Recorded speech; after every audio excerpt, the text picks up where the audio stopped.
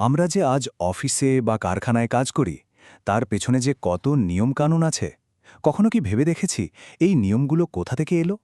এর পেছনে কিন্তু একটা লম্বা আর বেশিরভাগ মানুষেরই অজানা এক ইতিহাস লুকিয়ে আছে। চলুন আজ সেই ইতিহাসের পাতাগুলোই একটু উল্টে দেখা যাক।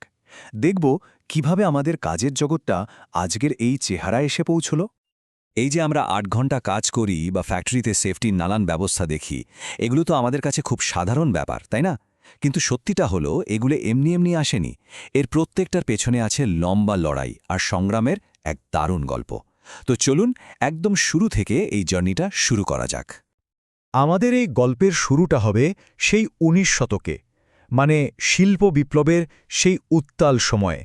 ভাবুন তো একবার, একদিকে নতুন নতুন সব আবিষ্কার পুরো পৃথিবীকে ওলটপালট করে দিচ্ছে, আর ঠিক সেই সময়েই সাধারণ শ্রমিকদের এর জন্য অনেক একটা মূল্য দিতে হচ্ছিল।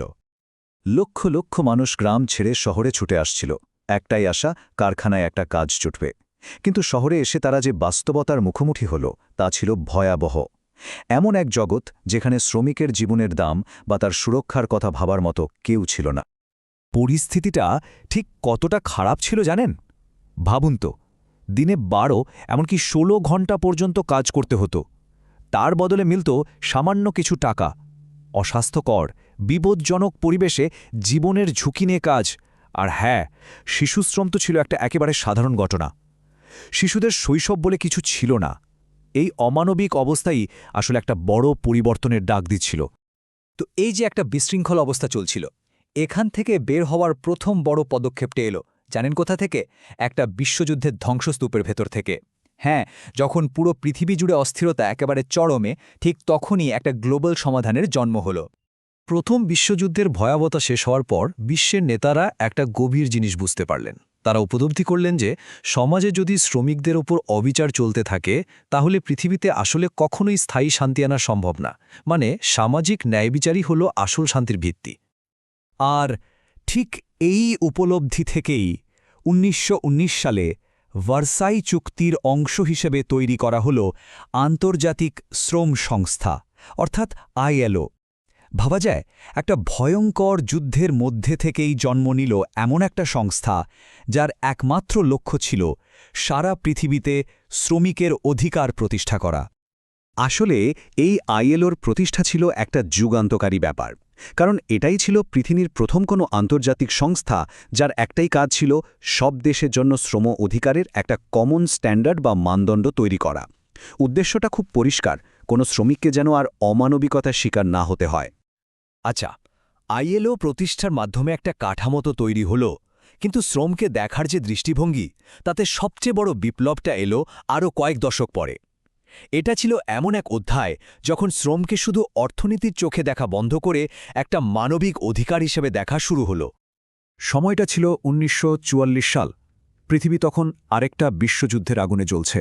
কিন্তু অবিশ্বাস্য হলেও সত্যি, এই ধ্বংসের মধ্যেই আইএলও এমন একটা ঘোষণা দিল যা শ্রম বা লেবার সম্পর্কে আমাদের ধারণাকে চিরদিনের জন্য পাল্টে দিয়েছিল।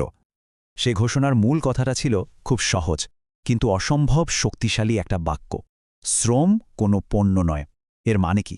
মানে হলো, মানুষের খাটুনি বা শ্রমকে আর ১০টা কেনাবেচার জিনিসের মতো দেখা যাবে না, কারণ এর সাথে জড়িয়ে আছে মানুষের সম্মান, তার মর্যাদা। এই ফিলাডেলফিয়া ঘোষণাতেই কিছু অসাধারণ নীতি ঠিক করা হয়। যেমন বলা হলো যে নিজেদের কথা বলার বা একজোট হওয়ার স্বাধীনতা ছাড়া কোনো দেশের উন্নতি সম্ভব না। আরও বলা হলো, পৃথিবীর যে কোনো এক কোণায় যদি দারিদ্র্য থাকে, তাহলে অন্য কোণায় সমৃদ্ধি কখনোই নিরাপদ থাকতে পারে না। সত্যি বলতে এই ঘোষণাই ছিল আধুনিক শ্রম অধিকারের মূল ভিত্তি।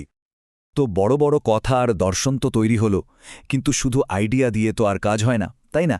এই দারুণ মানবিক নীতিগুলোকে বাস্তবে কাজে লাগানোর জন্য একটা পরিষ্কার, কার্যকর সিস্টেম দরকার ছিল। মানে দেশগুলো কিভাবে এগুলো প্রয়োগ করবে, তার জন্য একটা ব্লুপ্রিন্ট বা একটা নকশা দরকার ছিল। আর ঠিক এই সময়েই কয়েক দশক ধরে গড়ে ওঠা সব আদর্শ আর নীতিগুলোকে এক জায়গায় এনে একটা বাস্তবসম্মত আন্তর্জাতিক কাঠামো তৈরি করা হলো। এই কাঠামোটাকেই বলা হয় লেবার অ্যাডমিনিস্ট্রেশন বা শ্রম প্রশাসন। আরও সহজ করে বললে, এটা হলো একটা দেশের সেই সরকারি সিস্টেম যার কাজ হলো শ্রম আইন বানানো, সেটাকে ঠিকঠাকভাবে কার্যকর করা আর শ্রমিকদের অধিকার নিশ্চিত করা।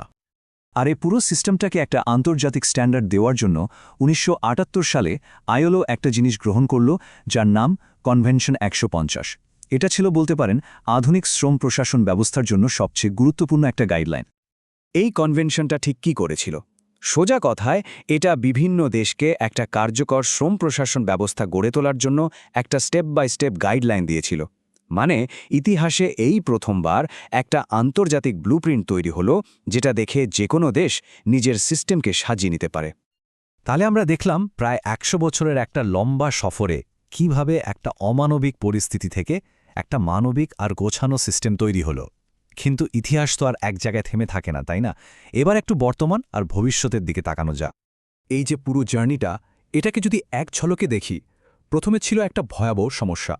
সেই সমস্যা থেকে জন্ম নিল একটা আন্তর্জাতিক কাঠামো, তারপর এলো মানবিক অধিকারের ঘোষণা, আর শেষে তৈরি হলো একটা বাস্তবসম্মত ব্যবস্থা।